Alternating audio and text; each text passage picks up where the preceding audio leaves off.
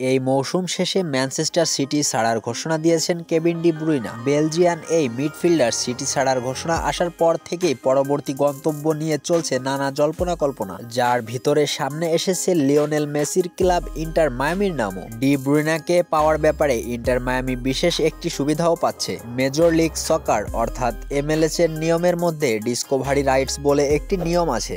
এই নিয়ম অনুসারে কোনো ক্লাব দলে নিতে চায় এমন সর্বোচ্চ 5 জনের তালিকা করতে পারে। এ তালিকায় থাকাদের সঙ্গে সবার আগে ওই ক্লাবই যোগাযোগ করতে পারে। নিউ ইয়র্ক টাইমস জানিয়েছে ইন্টার মায়ামির ডিসকভারি রাইটসে তালিকায় রয়েছেন কেভিন ডি ব্রুইনা। এর আগে গত গ্রীষ্মে আরেক MLS ক্লাব সান্তিয়াগোতে যোগ দেওয়ার কথা ছিল এই মিডফিল্ডারের, তবে অর্থনৈতিক কারণে স্পোর্টিং ডিরেক্টর টাইলার হিপস এই প্রচেষ্টা আর সামনে আগাতে দেয়নি। সে সময় হিপস বলেছিলেন, তার সঙ্গে আমার আলাপ হয়েছে, কিন্তু বেতন আমাদের বাজেটের সঙ্গে যাচ্ছে না। তবে সেবার না হলেও এবার হয়তো ইন্টার মায়ামি ঠিকই দলে নিতে চায় কেভিন ডি ব্রুইনাকে। সেটি সম্ভব হলে মায়ামিতে মেসি ডি ব্রুইনা জুটি নতুন এক গল্প শুরু হবে।